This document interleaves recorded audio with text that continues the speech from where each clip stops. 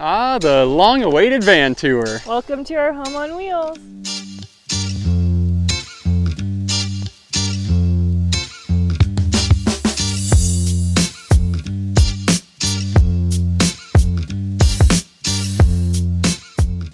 This is our 2005 Chevy Express van, purchased back in June of 2019 with 200,000 miles. It's a medium budget van build, which was crammed into a very short amount of time. Like, extremely short. We started gutting the interior August 12th, and we hit the road September 22nd. It's 1:20 in the morning, and it was a really late night. Haven't got much sleep. 2 a.m. on Sunday morning. I've been up for well past 24 hours. I'm riding this caffeine wave at 11 p.m. Within this time frame in the previous few weeks, I had to tie up loose ends at my corporate sales job, sell my house, give up the keys to my company car, sell the Saturn Sky, get rid of my old Durango, and luckily, is that the right word? Crash my off-road Gambler 500 Chevy Malibu. Sorry. You okay? You okay, Justin? Oh, I'm so sorry.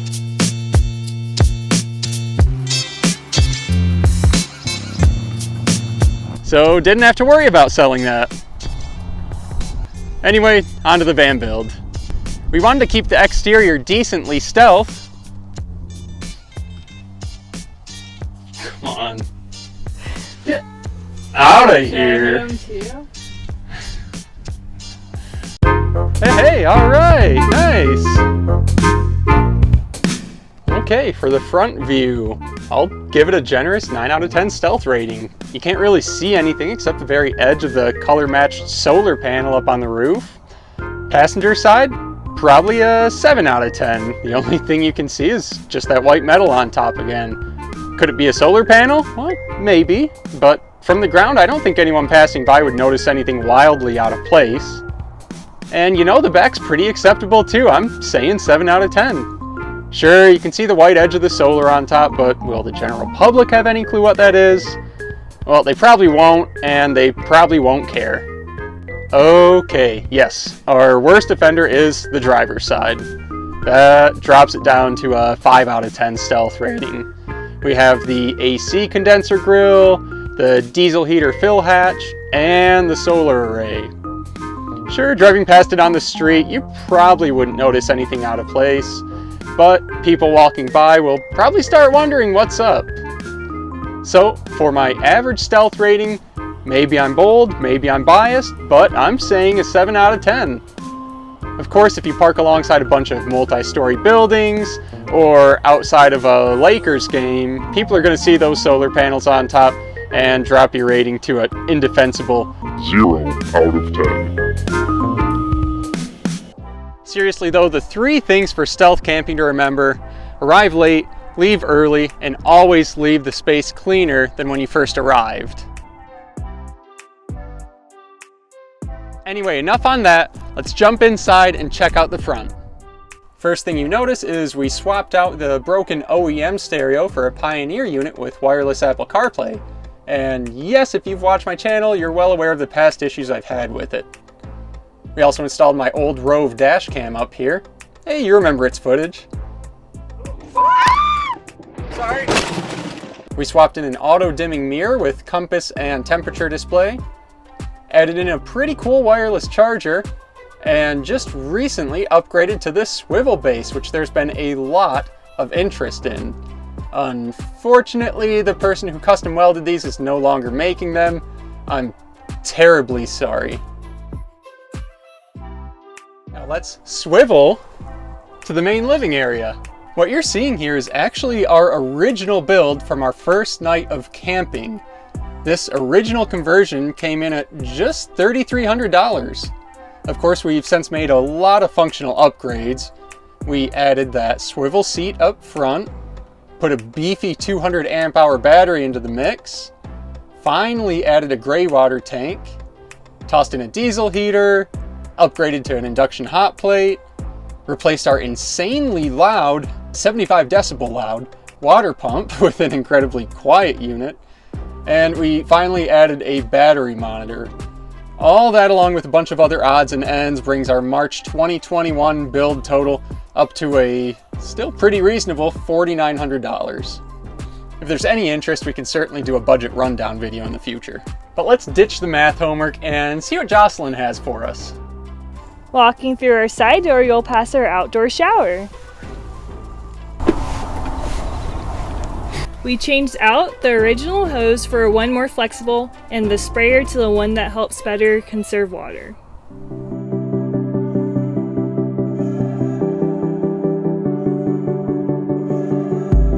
Around the corner, you can see our two switches here, one for the 12 volt water pump and the other for the 12 volt ceiling lights. Into the living space, you can see that we opted for wider floors and narrower counters.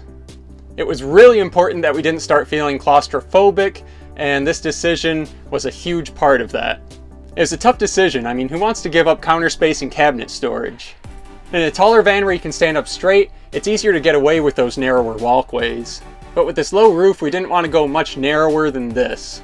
Now, before we jump into the cabinetry, a quick reminder that the doors and drawers were all completed in a huge time crunch with extremely limited tools and while street parked in Jocelyn's parents' suburban neighborhood. They're just bad enough to bother me, but also just good enough that I don't want to tear them all out and start over. So inside this entryway cabinet is where two of our three batteries are housed: our Victron battery combiner, the 60 amp solar charge controller, the 3000 watt power inverter, 12 volt fuse block, and the water pump. The drawer above houses some quick access tools and has more or less kind of turned into our catch-all drawer. Above the cabinet, you'll see one of our three little USB fans. At 3.3 watts, it draws almost no electricity. Below that is this little mystery knob, which actually controls our factory blower motor. Why, you ask? Well, with all of our solar, we didn't have room for a rooftop fan, so instead we started using the factory fan. It draws fresh air in, pushes it through the front vents, then the stale air is pushed out the back through this factory exhaust point.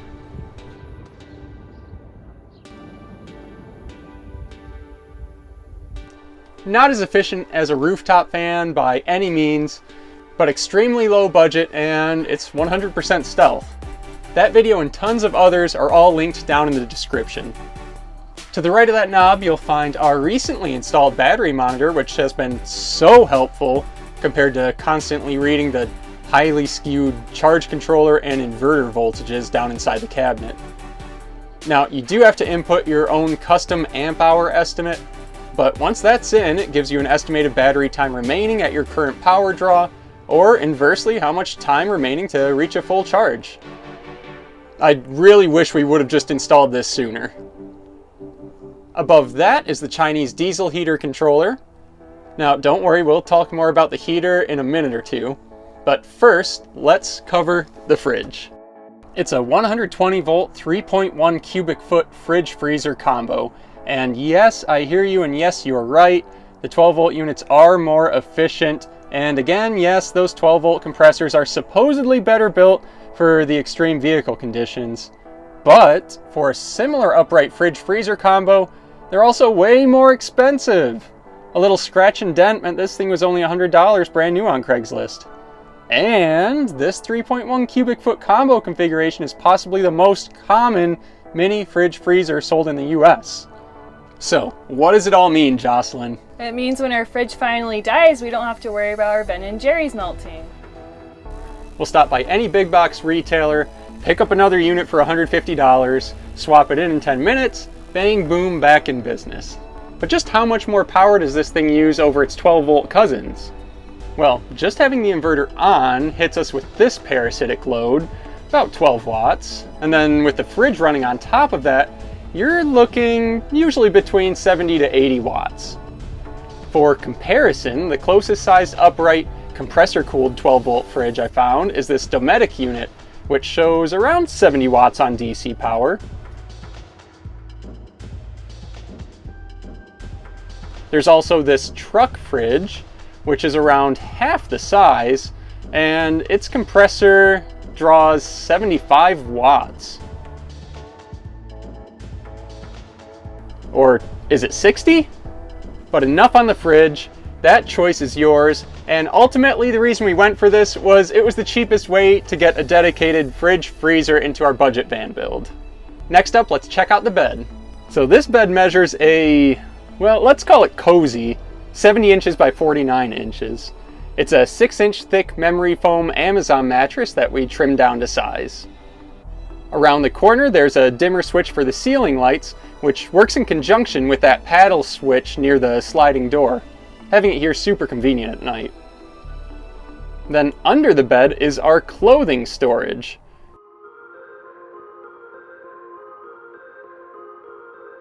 Then underneath that is our huge 75-gallon water tank, which you can see through our newly added viewing port. And the question we always get, why so big? Well, we really don't like paying for campsites, and sometimes we'll go weeks at a time between even seeing a campsite. Or sometimes they're just closed for the season. So this 75-gallon water tank really allows us the freedom to truly disconnect and go exploring for extended periods at a time. We also do a ton of cooking in the van, which by itself uses a lot of water. But then you have to add in the dishes afterwards. You've got your bowls, you've got your silverware, you've got your pots and pans, and cutting boards. It uses a lot of water. So with this tank, we don't have to worry so much about that. The viewing window also helps warm the water tank. Our 2 kilowatt Chinese diesel heater is located in the driver's side back underneath the bed. And this little viewing window also acts as an air channel. So it sucks in the ambient air out here, circles around both sides of the water tank, then to the back. Before the diesel heater, we would use a 200-watt heated blanket to stay warm at night. But that could only do so much. And before we get too far ahead inside of the van, let's go check out the back. So inside the rear doors are the window covers. We have the one that we purchased off Amazon here for the windshield, and for all the rest, my sweet grandmother helped me sew these together, which is fantastic because before we were just using old zebra print bed sheets. You can see we used a piece of Reflectix inside each cover to help them keep their shape, and although it's no miracle, they do actually make a huge difference in the interior temperatures. Down at the bottom of the bed, I added this air intake for the diesel heater. It really helps move the warm air all the way up and over the bed instead of just circulating it in front of it. Under the back of the bed, we have things like our tool storage, fun outdoorsy things, beach towels, goggles, snorkels, life vest, hammocks, a kite. You can also spot our third battery hiding over here in the corner. Another water tank viewing window right here we just added. Before we were just kind of guessing as far as when the water tank was actually full, usually when it spews water back out of the fill port. So that's definitely convenient. And over on the other side, you can see this is where we have our 2 kilowatt Chinese diesel heater. And yes, if you've done a Chevy passenger van conversion, you know this is where your factory rear heat and AC are. There's a video down in the description on the removal process for anyone interested. Take out the heater core. Okay, heater core is out. I'm taking out the AC evaporator. See? Done. I know some people like to just idle their van overnight and use the factory heat or AC, but with this 6-liter V8, it uses half a gallon of fuel every hour that it's just idling. That's expensive. How expensive? Well, let's run the numbers. If you're idling for 8 hours a day in Detroit, well, first of all, stay safe, my friend. Second of all, I hope you're ready to hit the ATM. Idling 8 hours a day for 30 days, you're looking at $378. Too cold, you say? Well, let's drive somewhere sunny. How about LA? Almost $100 more a month over Detroit. And everyone says that California has terrible fuel prices. Well, either they haven't been to the Great White North, or they just can't figure out the metric system, and measuring in liters is spooky. What's not expensive? These Chinese diesel heaters. Just make sure to install it correctly and tune it anytime that you change major elevations. You'll be falling in love with it in no time. For a little safety, we do have the 3 carbon monoxide detectors. We have the one here directly above the heater, another one right above the bed, and the third right in the entryway by the sliding door. But enough about the back. Alexa, rotate 90 degrees clockwise.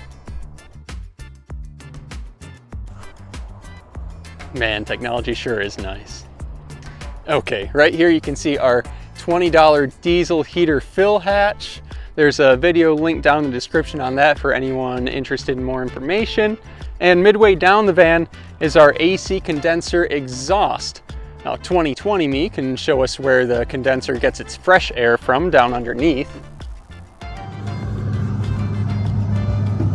You can see that little grate right there that I put on the bottom. So that's the air intake. Now instead of jumping topics, let's jump inside and check out the rest of the AC. It's a 120 volt Toshiba 6000 BTU window AC unit, and for power draw, around 510 watts on high speed with the compressor running. This of course does include the power inverter inefficiencies as well.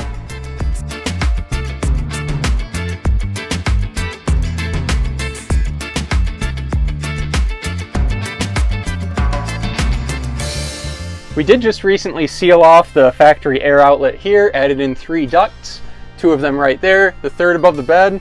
This one's just the diesel heater. And hopefully that helps better circulate the air all throughout the van. So far it seems to work. It's not summertime yet, that'll be the true test. Before it was blowing out here, cold air was sinking back down, getting sucked right back in. We really couldn't get the cold air to go all the way up front or back above the bed. And I also know with this high power AC unit, we're gonna get questions on the solar. On top of the van, we have 4 230 watt SunPower monocrystalline panels, which realistically make maybe 700 watts on a nice sunny day. But without tilting panels, that peak power only lasts a few hours. But the van also has a 145 amp alternator, which is good for probably 700 watts at idle, maybe 1600 watts while driving, and the full 2000 watts if you're redlining the engine like a maniac. All that power feeds through the Victron battery combiner and into the 360 amp hour AGM battery bank, which we have been absolutely abusing. We run a 1800 watt induction plate, a 1440 watt water heater, this 510 watt AC unit. And remember when I said that we use that 200 watt heated blanket to stay warm? We were just using a 200 watt blanket. Well, the formerly unmentioned killer, the electric space heater. Luckily, with the newly added diesel heater, that old space heater is out of the equation. Now, to what little credit there is for this, we did run it on the absolute lowest temperature setting, which was 59 Fahrenheit. It's still pretty warm. But we would also have it high up on top of the fridge as to not waste any energy warming up any of the air down here on the ground. But we would still absolutely trash our batteries all the way down past 11 volts every night for a couple weeks on end. And before the comments start, yes, I know all about the recommendations, 50% depth of discharge. I know I'm reducing their service life. I know all about the irreversible damage we've done. And, well, at least we recharge them fully every morning. And really though, I'm not that worried about them. I plan on switching everything out to lithium whenever these things finally die, but they've been stubbornly resilient. Okay, that's my disclaimer. Now fire away.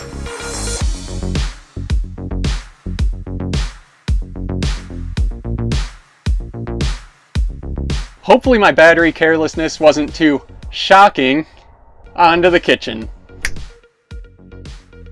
All the cupboards and drawers on this side are pretty well dedicated to food and cookware. We've since graduated from our old 1000 watt hot plate to a much more efficient induction stove. But of course, we still keep a little propane stove around to satisfy Jocelyn's late night s'mores cravings. Then under that is our 1000 watt toaster oven. It's a real economical unit, and although the temperature control is slightly miscalibrated, it works great for us. The sink and faucet were actually Facebook Marketplace finds for $25. I did have to trim the sink basin to fit the small counter space, and I upgraded the aerator to an ultra low flow unit.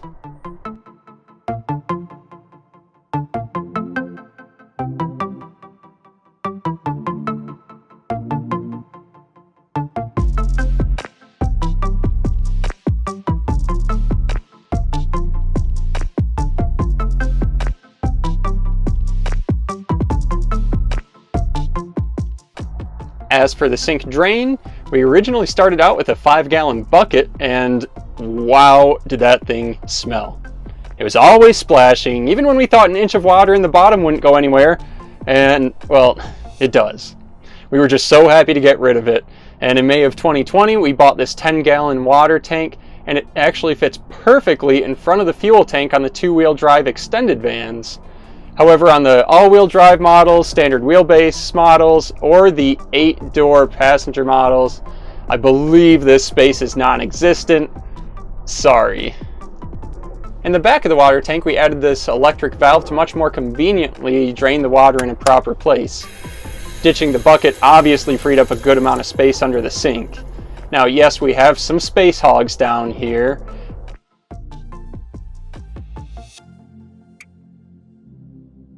And the largest of them all also happens to be our next topic, the 4-gallon Bosch hot water heater. It's held up incredibly well for us over the years, but if I were to do it again, I'd probably just bite the bullet and go with the marine grade IsoTemp hot water heater. It uses the engine's heat to heat the water, then keeps it warm with a small 750 watt electric heating element. I installed one in a ProMaster last summer, and it was just such an easy, beautiful installation. The electrical draw isn't too terrible at 1,440 watts, especially considering the solar on the roof, and we typically try to run it while we're driving around so that we have the alternator providing a dual charging for the unit. And with both of those at the same time, it rarely ever touches the battery bank. So the next question is typically, how long does 4 gallons last? Well, it depends on how hot you have the water set. If you have it hot enough to get warm water with both the hot and cold taps on all the way, you can get an impressive 25 minutes of constant warm water from the kitchen, or 14 minutes of nice warm water for a shower. Now, as for seating, of course we have the swivel seat, but we also use these 2 stools. One is literally an automotive creeper I've had for over 13 years. We retired the well-used wheels for 4 new replacements, and it rolls around at a height of 14 inches.